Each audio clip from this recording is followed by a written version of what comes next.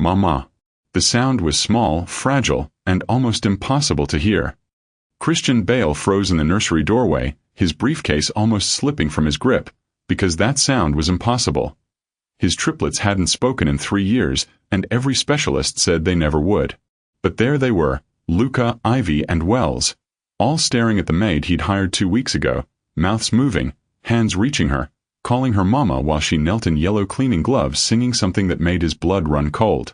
It was Harper's lullaby, the one his dead wife made up during pregnancy, the one no living person should know, and his children who couldn't speak, couldn't move, couldn't connect were responding to it like they'd been waiting their whole lives to hear it again.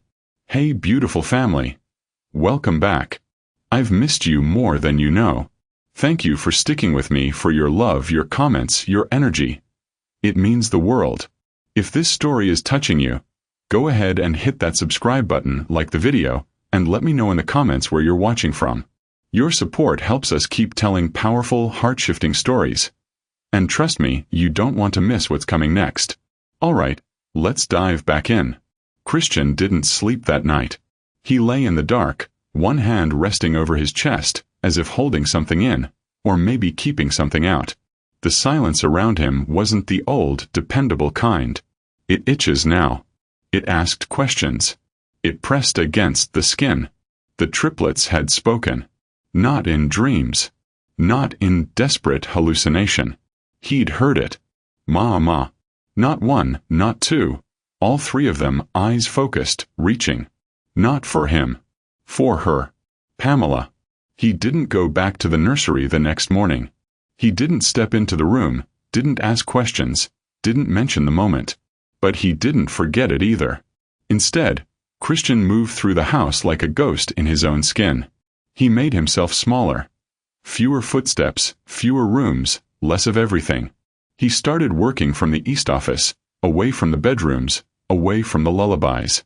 But every night, after Pamela had gone, after the nurse had dimmed the lights and the triplets had been checked and tucked, Christian would sit at his desk, open the estate's private security system, and press play. The nursery's camera feed flickered onto his screen. Soft, warm, and maddeningly alive. At first, he thought he was watching out of disbelief. Then curiosity. Then something else. It wasn't just the moment he'd witnessed. It was the pattern. Pamela didn't speak at the children. She spoke to them. Her voice was never loud. She didn't overpronounce things like the speech therapists did. She didn't hold flashcards or track progress with graphs. She just talked. As she folded laundry. As she cleaned under the crib. As she adjusted a curtain or rinsed out a bowl. She'd hum, tell a story, recite a line from a book. Soft, steady, with rhythm but no urgency. And the triplets responded. It was subtle. Ivy's fingers would twitch in rhythm with Pamela's humming. Luca's eyes would track her across the room. Wells began blinking more deliberately, as if punctuating invisible sentences. Christian rewound the footage again and again, scrubbing back just to watch one thing. Pamela enters the room. Each time, their breathing changed. Their bodies relaxed. Sometimes one of them smiled. The therapists had never gotten that. Not once. And they were paid more in a day than Pamela made in 2 weeks. Christian clicked pause. The screen froze on a frame. Pamela kneeling beside Ivy's mat, brushing a strand of hair off the child's forehead, her expression calm and present. Ivy's tiny hand was resting on Pamela's knee. He stared at that image longer than he should have. Then, for the first time in 3 years, Christian opened a personnel file without skimming. Pamela Denise Edwards. Hired through All South Domestic Services. Background check. Clean. Work history. Standard. Previous employers. 3 families in Atlanta, all with glowing letters. Punctual, thorough, quiet, respectful. There was nothing in her file about children. No certifications. No behavioral training. No medical coursework. And yet, his children had spoken to her. His cursor hovered over the phone number of her last employer. Then he moved it away. What was he looking for? Proof that she had a secret method. A hidden skill. A motive. Or was he just terrified that something real was happening and he hadn't caused it? On the 3rd night, He didn't make it to the office. Instead, Christian stood outside the nursery door, still in his socks, his hand pressed against the frame. Inside, Pamela's voice drifted like steam from a kettle, gentle, measured. And the stars were blinking, blinking, blinking, she said. But they weren't cold stars. They were warm, like tiny nightlights that didn't need batteries. A giggle. One of them Wells, he thought. Maybe Ivy. The sound was so faint it might have been a gasp. Pamela continued, unfazed. Do you think stars have names? Like you three do. Christian closed his eyes. He remembered when Harper used to talk like that. To her belly. To the triplets before they were born. Silly, soft things with no clear beginning or end. Just words that made a soundscape of love. Harper had said babies needed music before they needed meaning. The world would teach them enough harshness soon enough. Pamela's voice dropped into a hum now. Low. Familiar. Christian froze. He knew that tune. Not a pop song. Not a lullaby from a baby app. Not something you'd hear in a preschool. It was Harper's. A small, strange rhythm she'd made up while pregnant. She used to call it Star Walk. Said it came to her one night while she watched the ocean. 3 slow notes, 1 quick. Over and over. It hadn't existed outside of this house. Outside of her. And yet, Pamela was humming it. Perfectly. Down to the odd little cadence Harper had laughed about never being able to write down. Christian's back pressed hard against the hallway wall. He didn't breathe. He didn't blink. The walls around him seemed to shrink. The silence pressing inward. How the hell did she know that song? He stayed there until the humming stopped. Until the triplets were asleep. Until Pamela's soft footsteps faded down the hallway. He didn't speak to her. Not that night. He waited until the house was empty again. Until even the nurse had gone. Then he slipped into the nursery and walked to the corner bookshelf. Most of the shelves were filled with therapy binders, exercise instructions, and feeding schedules. But tucked low on the 3rd row, behind a box of unused flashcards, was a slim cloth-bound notebook. He pulled it free. For When I'm Not There, the title was scribbled in Harper's handwriting. Faint. Clean, all lowercase. He turned the pages with cautious fingers. Notes. Scribbled thoughts. A few half-recipes. Doodles of animals. And then, lyrics. Star Walk, little lights, don't be scared of night. Hold my hand, hold my hair, Mama's always there. Christian sat on the floor. The notebook trembled in his hands. The world felt impossibly quiet again. But this time not the kind of quiet he'd built.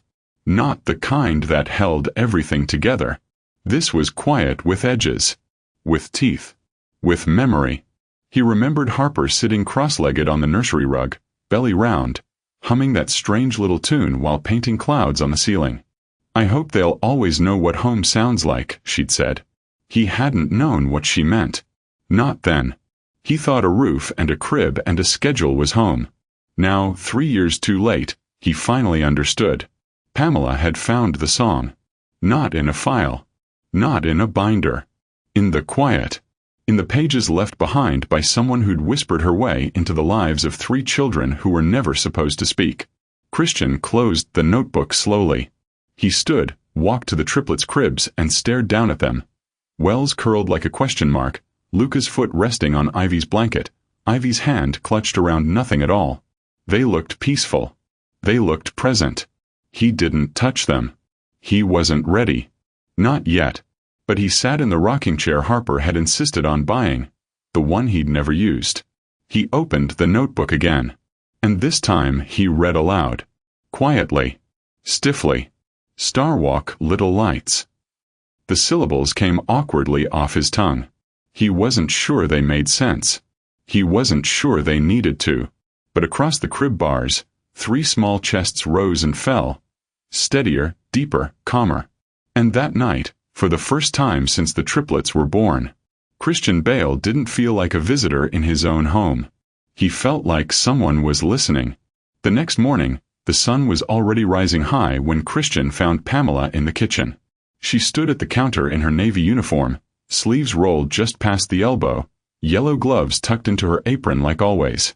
Her hands were damp from rinsing dishes, but she didn't rush. Each motion was quiet and complete. No clatter, no wasted movement. The soft scent of lavender and soap hung in the air.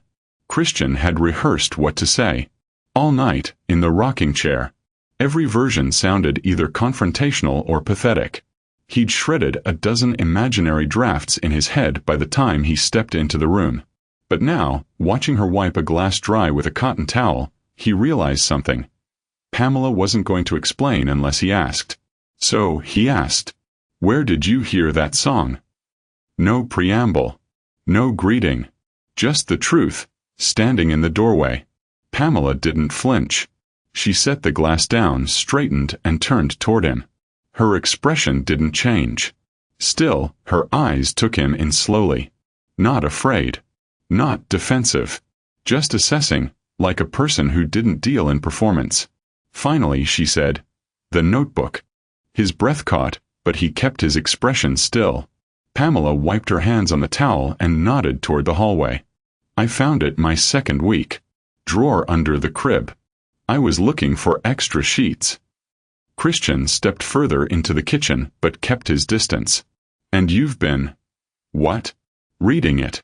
No, Pamela's tone was even, not offended. "I only ever opened to the marked pages." She left ribbons in some, red and green. Like she meant for someone to find them. Christian stared at the tile floor. His voice was low. "You've been singing from it." Pamela hesitated. "Sometimes. Not every day." "Why?" There it was. The question that had been burning since the hallway.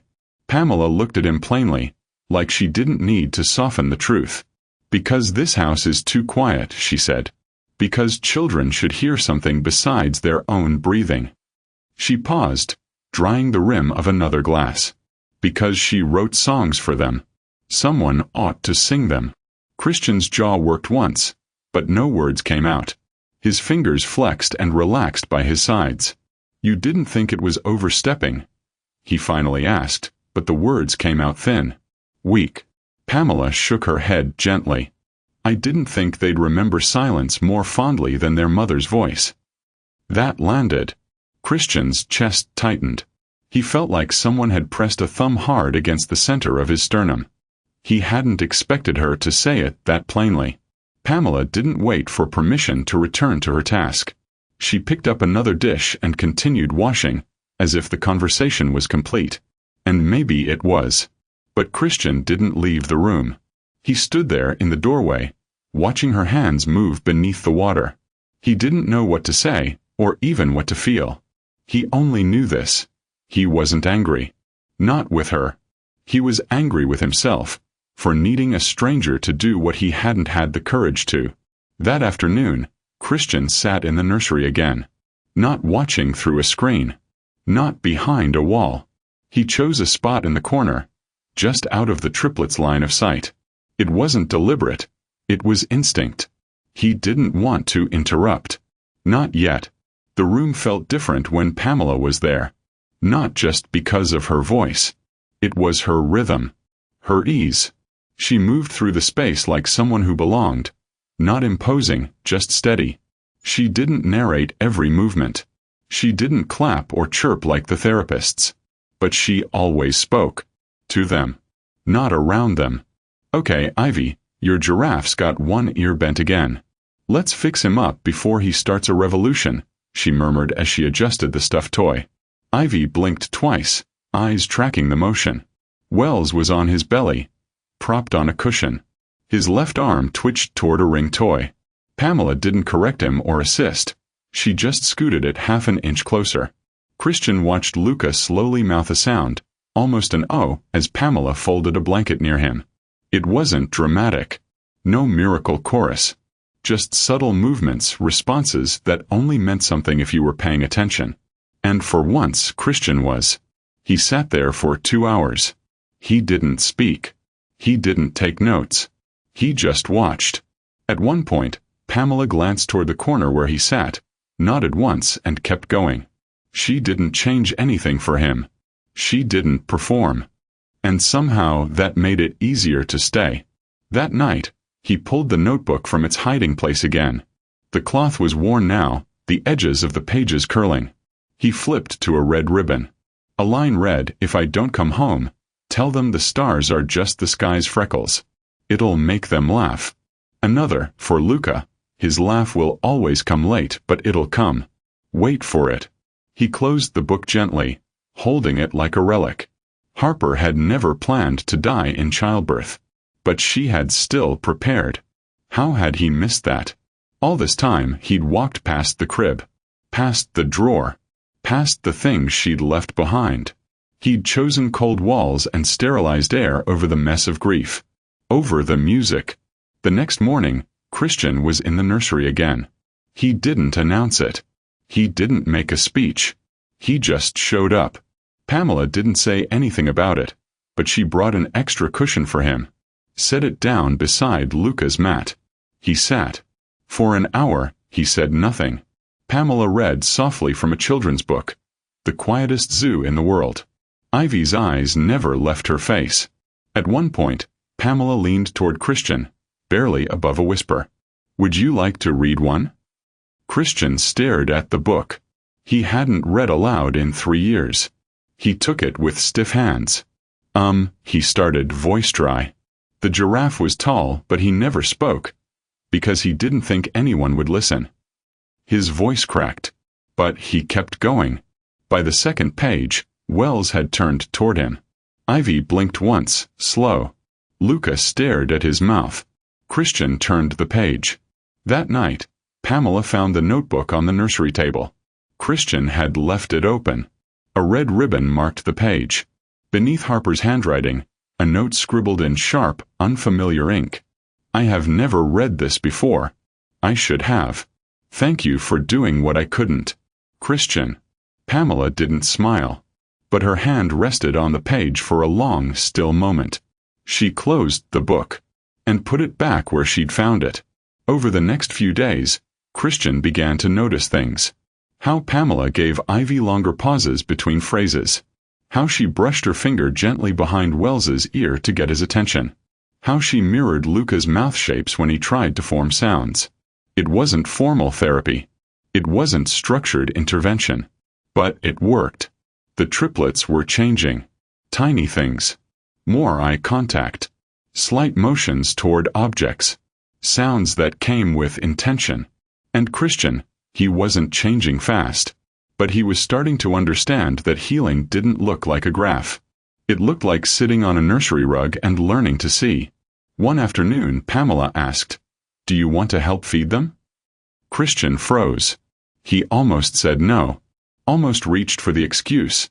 He was bad at it, the nurses were better, he didn't want to disrupt their progress. But instead, he nodded.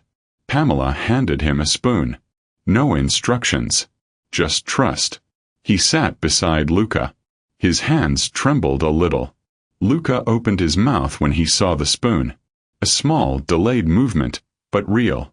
Christian held his breath and offered the first bite. It was messy, but it was his. It began with a hum. Soft, off-key, nothing you'd notice unless you were listening for it. But Christian was. He had taken to sitting just outside the nursery door at odd hours of the day, pretending to check his phone, pretending not to watch. Pamela didn't react to him anymore. She moved through the nursery like she belonged there. Her hands steady, her voice low, her steps patient. She was never in a rush, never bored, never distracted. And the children, they changed in her presence. That morning, Ivy was humming. It was faint, raspy and inconsistent, like a memory trying to find its way through her throat. She sat nestled between a pile of cushions Pamela had stacked in the corner, a soft blanket around her legs. Her eyes followed Pamela as she moved around the room, picking up toys, wiping a surface here, tucking a stuffed elephant under Wells's tiny arm. And Ivy hummed. Christian's hand hovered over the doorframe. He didn't dare interrupt. He slipped away down the hall instead and into his office. Pulled up the security feed. Rewatched the moment 6 times. He zoomed in. Turned up the volume. The timestamp read 8:07 a.m. Ivy's lips moved. Barely, but the sound was there. A sound. 2 days later it was Luca. Pamela had just finished reading from the notebook. Harper's notebook. She did it sparingly, like a ritual. Sometimes she didn't read at all, only held it on her lap while she rocked back and forth in the nursing chair. Luca sat opposite her in his bouncer, legs bent, eyes fixed on her mouth. And then he began shaping his own lips. Christian watched from the screen in his office. Rewind. Slow motion. Pamela had said, "Good night, Moon," and Luca's mouth rounded in a loose O, then a smack of lips in what could have been an M or B. Mouth shapes. That's what they were. Nothing a therapist would call speech. But Christian saw the intent, the connection, the reaching. He clipped the footage. Labeled it, Luca, 10/4 mimic sequence. It was the fourth file in a new folder called Possible Signs. The others were titled Ivy, Humming Wells, Eye Tracking / Smile, Luca, Mouth Shape. He had over 20 clips by the end of the week. And then Wells turned his head. Pamela had said his name casually, just once, while reaching for a new bottle of lotion. "Wells, your brother took your elephant again." Her tone was playful, even amused. Christian watched from the hallway, holding his breath. Wells turned his head toward her. It wasn't dramatic. Not a snap, not a reflex. It was slow, deliberate, like he had registered the sound and decided it mattered. His lips parted. His fingers twitched. Christian exhaled too loudly and Pamela looked up. Their eyes met. She said nothing. He left. By the end of that week, Christian couldn't keep it to himself any longer. He sat in the study with Dr. Behrman, a well-respected neurologist, flown in privately from the East Coast. Christian trusted Behrman. He'd helped secure the initial diagnosis, had reviewed the Triplets files extensively, and he'd never once peddled false hope. That's what made him ideal. A skeptic by trade. Christian handed him a tablet. Behrman watched the clips one by one. Ivy's hum. Luca's mouth shapes. Wells turning his head. Then silence. "Well?" Christian asked. Behrman's eyebrows furrowed, then smoothed. "It's encouraging," he said, his voice flat. "But it's not what you want it to be." Christian said nothing. Waited. Ivy's hum could be a vocal tic. Autonomic. Luca's lip movement? Possibly mimicry from watching faces on the screen or sensory reflex. As for Wells, head turning isn't conclusive. Could be coincidental. Christian's jaw tightened. Behrman continued. "Listen, Christian. I've known you for a long time. I respect your investment in their care. But if you're chasing cognitive confirmation, this isn't it." "Not yet." Christian nodded. Slowly. "What if it's not a reflex?" he asked. Behrman paused. "Then it's still not language. Not meaningful interaction. I'd advise against letting hope interfere with their established care plan." He stood to go. Pamela had been in the corner the entire time, folding laundry. She didn't move. Didn't flinch. Just kept folding one impossibly small sock after the other. Behrman offered her a polite nod. "You must be Pamela. I've heard the children enjoy your company." She gave a small smile but didn't speak. The doctor left. Christian stayed standing for a long moment, watching her fold. He could still hear Ivy's hum in his head, like the ghost of a breeze. Finally, he broke the silence. "Do you believe they know what they're saying?" Pamela looked up, not startled, just present. "I believe," she said carefully. "They know I'm listening." Christian felt the words land in his chest like a thud. Not they're speaking. Not they're learning. Just, they know I'm listening. He didn't know why it hit so hard. Maybe because he hadn't been listening. Not really. Not in years. He nodded, his voice caught in his throat. Pamela didn't press. She never did. She placed the folded clothes in a basket and left the room quietly. Later that night, Christian watched the clip of Pamela saying those words. He'd left the nanny cam on by mistake. Caught their entire conversation from a wide-angle view in the study. I believe they know I'm listening. He played it on repeat. There was something devastating about it. Not grand. Not spiritual. Just devastating in its quiet truth. He hadn't listened. He had structured it. Scheduled. Monitored. But listening. Seeing. That was something Pamela did without effort. The next morning, he sat in the nursery corner while Pamela read aloud from the notebook again. The triplets were half asleep, sprawled on the floor like tiny stars. Pamela's voice was low, warm.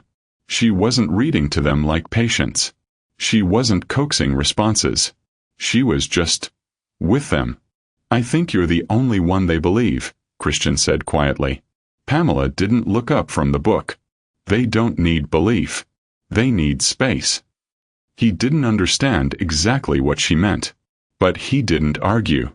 He leaned his back against the wall and closed his eyes, letting Harper's words, through Pamela's voice, fill the room. Christian didn't mean to find it. It was a simple accident. One born from habit, not curiosity.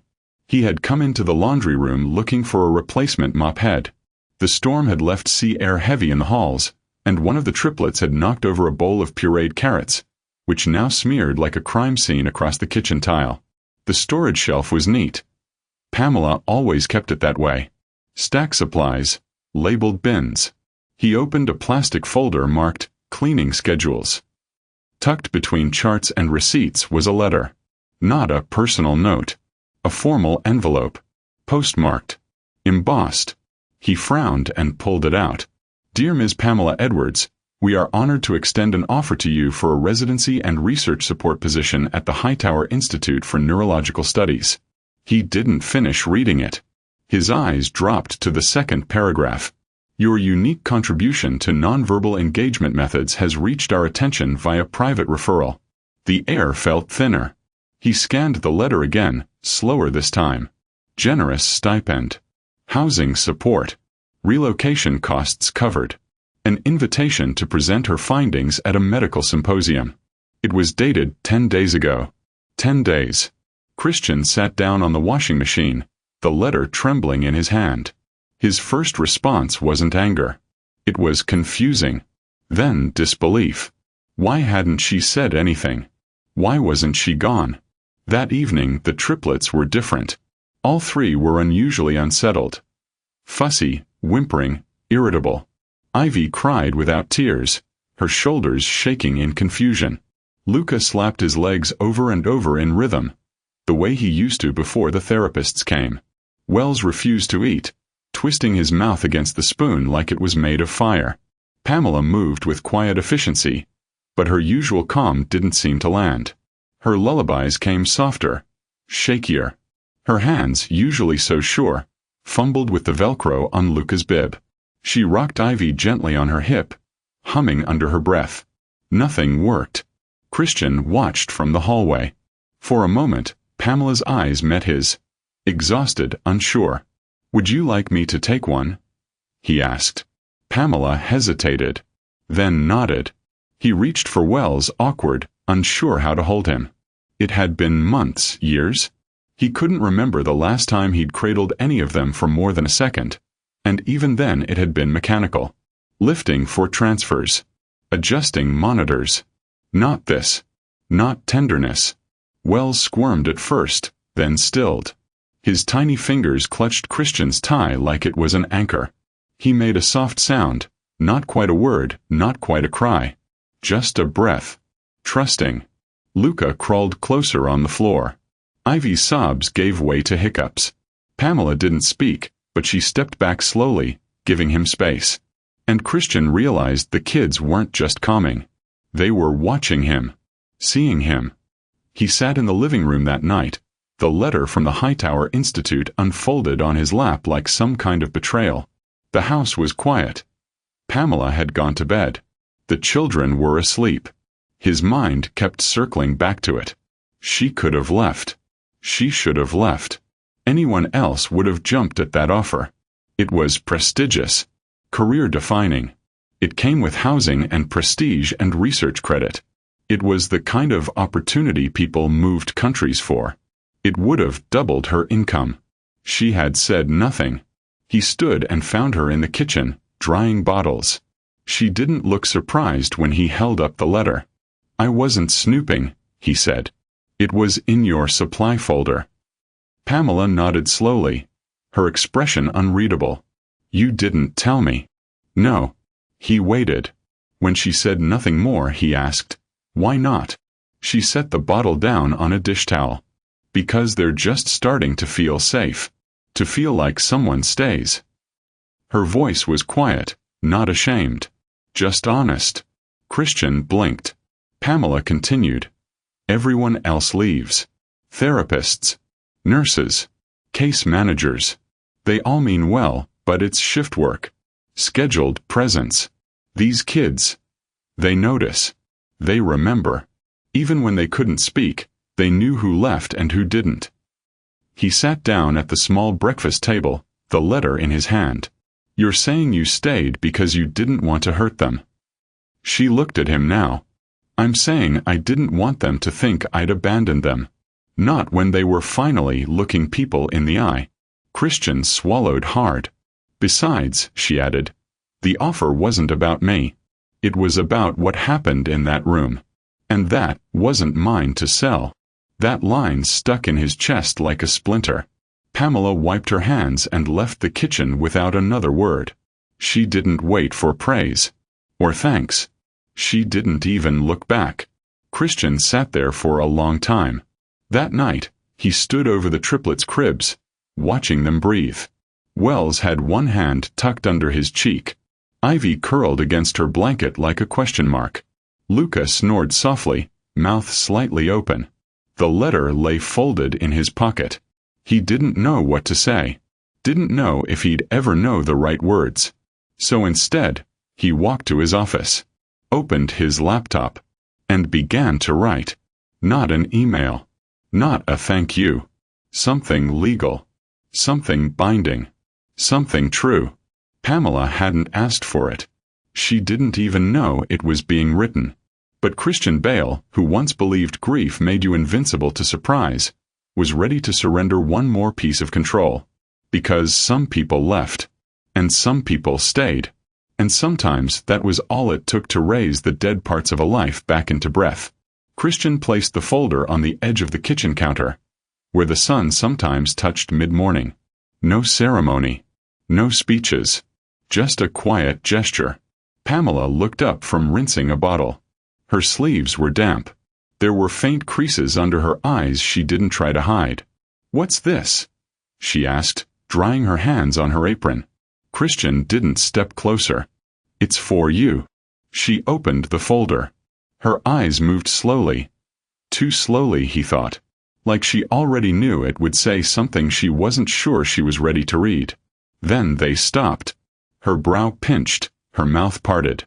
"You can't be serious." Her voice was soft, flat. "There are no conditions," he said.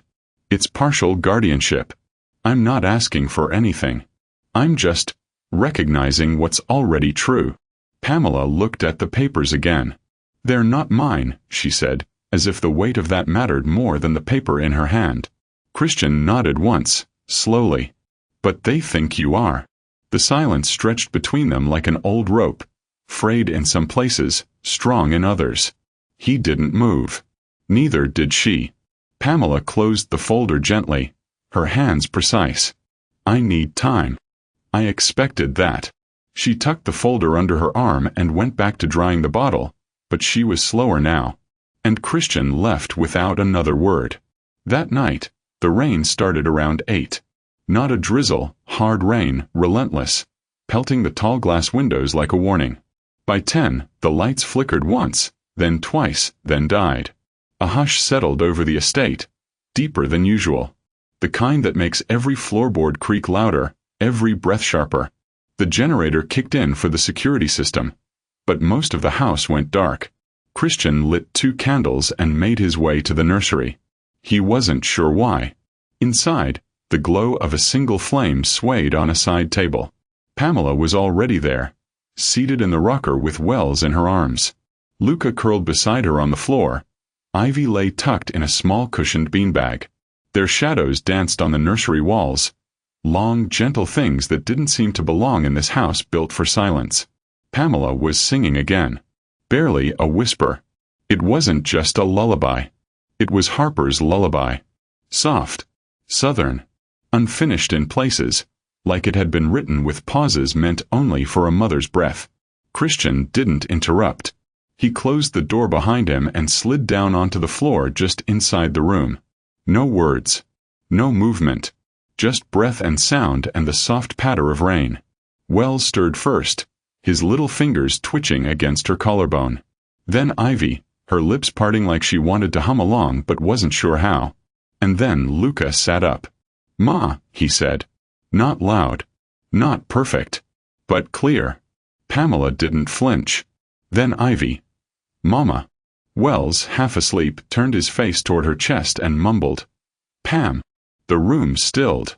Even the rain seemed to hush. Christian sat frozen, eyes locked on the scene, on his children, who had once been diagnosed, and schedules and cold forecasts, now reaching. Naming. Pamela didn't cry. Didn't gasp. She just pulled them closer, kissing the top of Ivy's curls like it was the most ordinary thing in the world. Christian pressed his hand to his mouth. He hadn't wept in 3 years.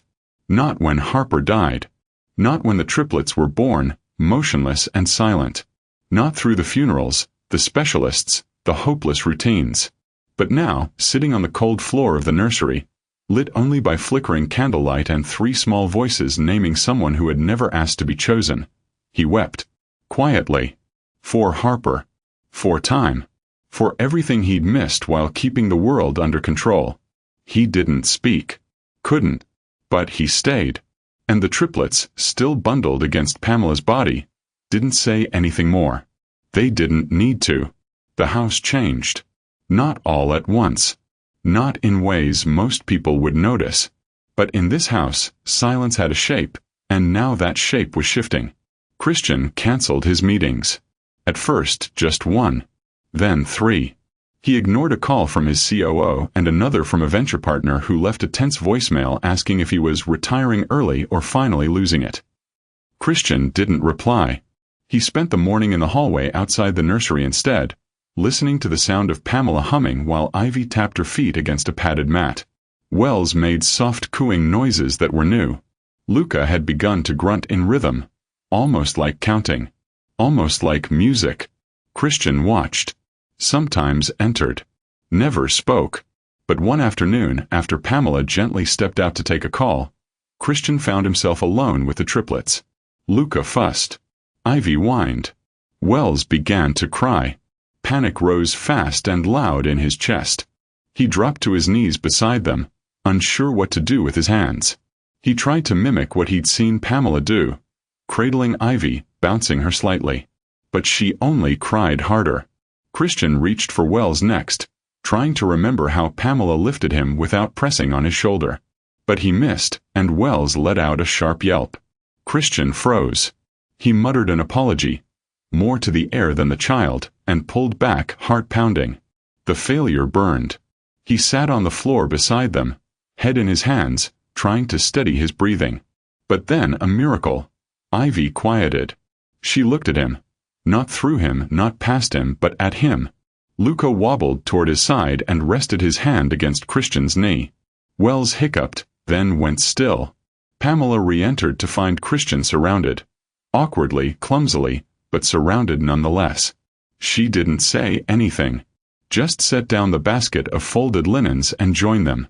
Over the next few days she taught him how to hold Wells without triggering his spasms. How to rub Luca's chest when his breath stuttered. How Ivy liked to be sung to, but only in a whisper.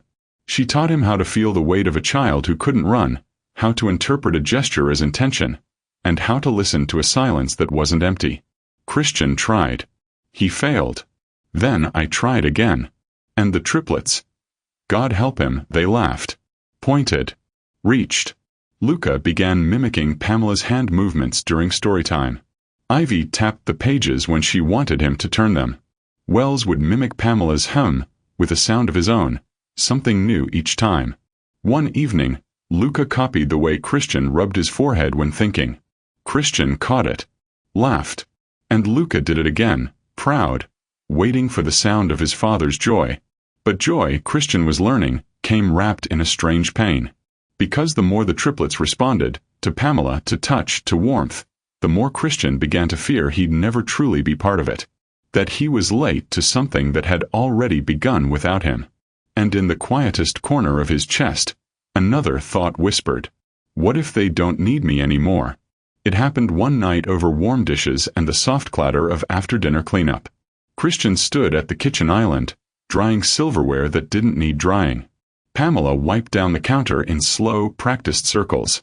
The air between them had been comfortable. Until it wasn't. "They think you're their mother," Christian said suddenly. He hadn't planned to say it. The words just came. Flat. Raw. Pamela's hand paused mid-circle. She didn't turn to him. Didn't sigh or flinch or apologize. "They think I stayed," she said quietly. "That's not the same thing." The silence that followed wasn't hostile. It wasn't soft either. It was the silence of something unwrapped, truth exposed, naked on the counter between them. Christian stared down at the spoon in his hand. Polished to perfection. He set it aside and leaned on the counter, eyes heavy. "I've been here every day," he said. "I know," she replied. "I built this house for them. I paid for every treatment. I made sure they had the best." "I know," she said again gently. He finally looked at her. I didn't mean to disappear," he murmured. Pamela nodded, folding the dish towel. "But you did." The words didn't strike like an accusation. They didn't cut. They clarified. She placed the folded towel beside the sink and turned to leave. Before she passed him, she said one last thing. "You didn't lose fatherhood, Mr. Bale. You just never stepped into it." And then she was gone, her footsteps soft against the tile. Christian stood alone in the kitchen. He didn't speak. Didn't move. Just let the truth settle where it needed to. That night, he didn't retreat to his office. Or pour himself a drink. Or open an unread email from his board. He sat by the nursery door. Didn't enter. Didn't hover. Just listened. Ivy giggled once. Wells squealed. Luca hummed something tuneless but sure. And Pamela. She laughed with them. Not like a nanny. Not like help. Like family. Christian didn't cry this time. But something in him broke open just the same. Not from grief. From recognition. He hadn't been replaced. He'd been invited in. She signed it without a word. Not at the kitchen table. Not in the nursery. But in the laundry room, somewhere between folding fitted sheets and refilling the detergent canister. Pamela found the folder on the shelf above the towels. Still sealed, still untouched since Christian had placed it there 2 nights ago. She didn't open it then. Not with the washer rumbling or Wells' tiny socks in one hand. She waited until the machine stopped humming and the quiet grew full again. Then she sat on the floor, legs crossed, and read every word. Guardianship. Partial. Shared. No conditions. No time limits. No clauses about performance or behavior or pay. Just a line written in Christian's careful pen at the end of the packet. "You're already part of this." She held the pen for a long time before she used it. The next morning, she slid the signed folder onto the kitchen counter before he came downstairs. No speech. No ceremony. Just a nod when he looked at it. Christian opened the cover slowly, as though afraid the ink might have vanished. But it was there. Pamela Edwards. Still written in that same unshaken hand she used to wipe tears and scrub sinks. He didn't say thank you. She didn't say you're welcome. It was done. And just like that, the house began to breathe again. It started with the windows. For almost 3 years, the curtains had remained closed. Sunlight filtered through linen, but never fully entered. Christian had told himself it was for insulation, or to protect the triplets' sensitive eyes, or maybe just to preserve routine. But one morning, Pamela pulled the curtains open. And no one cried. Ivy squinted at first. Luca blinked. Wells turned his face into the light like it was something he'd seen in a dream. Christian stood in the doorway and didn't protest.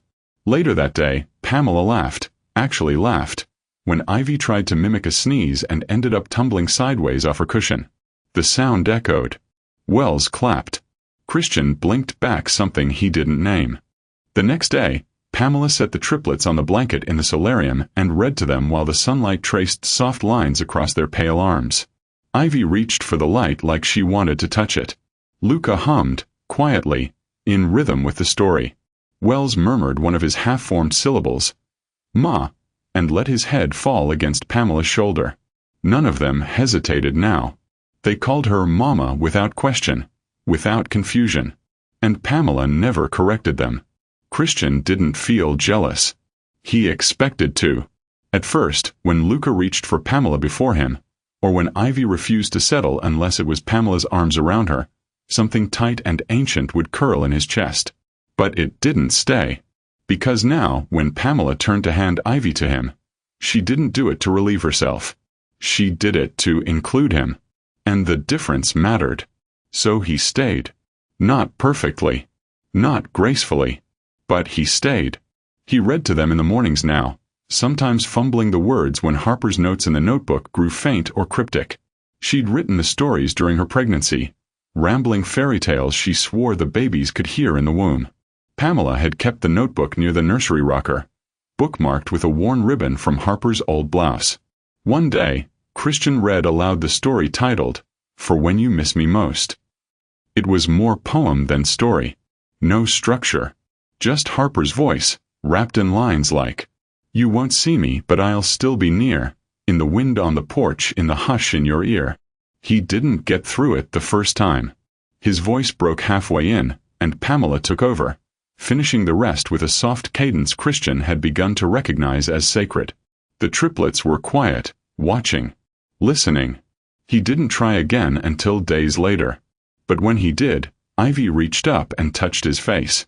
And it didn't feel like a test. It felt like permission. One crisp afternoon, Pamela rolled out a blanket on the back lawn. Christian had suggested it. He'd been the one to carry Wells in his arms, unsure of his footing on the soft earth. Pamela brought out a small speaker that played birdsong and ocean breeze, though the real thing rustled just beyond the hedges. They stayed like that for hours.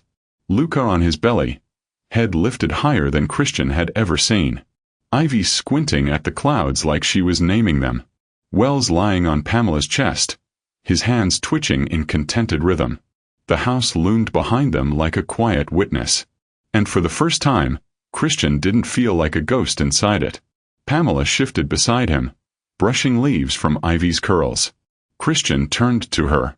"They look alive," he said. Pamela smiled. "That's because they are." He chuckled. "I mean, they look like they belong to the world again." "They always did," she replied. "It just took someone willing to open the door." Christian looked at his children, his once silent, unmoving, unreachable children, now reaching, giggling, blinking into the sun. And for the first time since Harper died, he didn't feel like he was remembering something lost. He felt like he was living something new. That evening, after the children were asleep and the moon rose high, Christian stood by the nursery window, watching Pamela smooth Luca's blanket. She moved like she always had, quiet, sure, steady. But now she was seen. Not background. Not help. Family. "Pamela," he said. She turned. "I didn't expect any of this." Her smile was soft. "Neither did I." He hesitated, then added, "You saved them." Her expression didn't change, but her voice lowered. "No," she said. "I showed up. That's all. You're the one staying now." Christian didn't reply. Didn't need to. Some things had already been said. In gestures, in quiet, in trust. As he turned to go, he heard a whisper behind him. "Mama." He looked back. Wells had stirred. His eyes were still closed. But the word had slipped from his lips like breath. Pamela smiled and tucked him in tighter. And Christian, finally, felt like he was exactly where he was supposed to be. The cake was lopsided. Pamela had warned him, twice, that she wasn't a baker, and Christian had offered, in that slightly overcompensating way he still hadn't unlearned, to order something artisanal from a French patisserie 2 towns over. She'd smiled without looking up from the batter and said, "They're 3. They want sugar and candles, not fondant sculptures." So she made it from scratch, vanilla, with uneven strawberry layers and a leaning tower of whipped cream on top. And it was perfect. The triplets' 3rd birthday arrived on a quiet Saturday.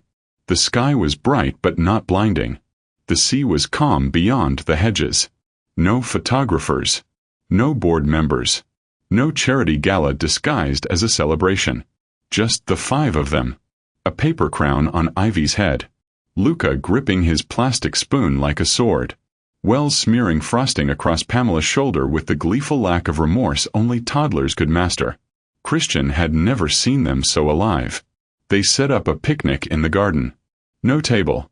Just blankets, scattered toys, napkins with animal prints, and one little speaker playing a mix of classical lullabies and gentle acoustic guitar.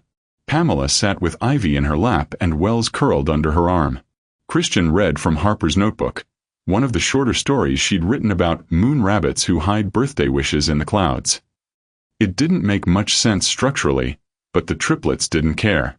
They laughed every time he made the rabbit voice squeaky. And when Luca, without being asked, crawled across the blanket and climbed into Christian's lap, something tightened behind his ribs in the best possible way. He hadn't expected today to feel like joy. He'd braced himself for grief. For ghosts.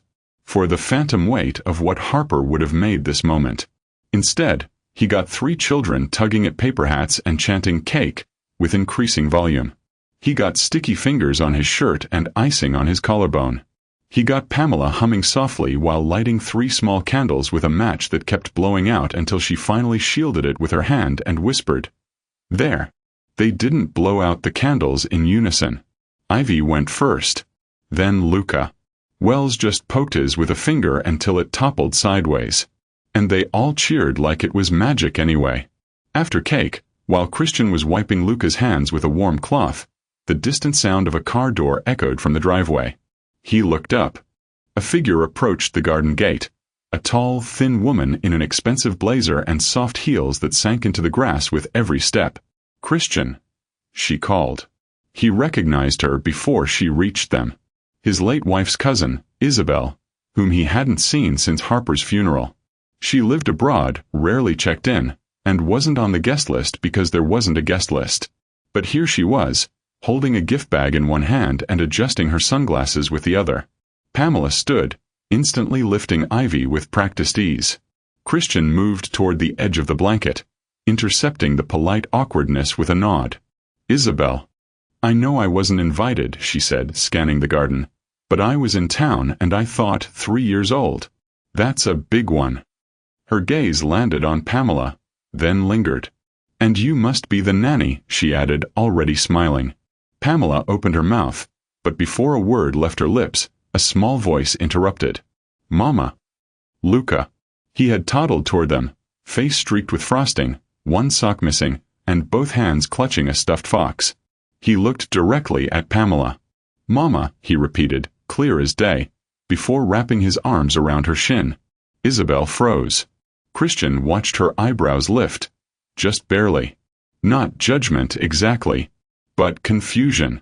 Maybe even recalibration. Pamela said nothing. Christian stepped in with quiet authority. "Pamela's with us. Always has been." Isabel blinked, then offered a quick smile, turned stiff. "Of course." She handed over the gift bag, some designer brand full of tissue paper and glitter, and left before the candles could be relit. Later that evening, after baths and bedtime songs and more books than any of them had patience for, Christian stood by the cribs, arms folded. Ivy slept with her mouth slightly open, her hand resting near Wells' pillow. Luca had rolled sideways, his cheek pressed to the blanket like he was listening to something deep inside the mattress. They'd fallen asleep faster than usual. Full bellies. Full hearts. Pamela entered quietly, a glass of water in her hand, her other arm brushing the wall as if grounding herself. She stood beside him. The silence stretched. Not heavy, not awkward. Just full. He didn't look at her when he spoke. "Thank you for saving us." Pamela exhaled softly. Not a sigh. Not surprise. I didn't save them, she said.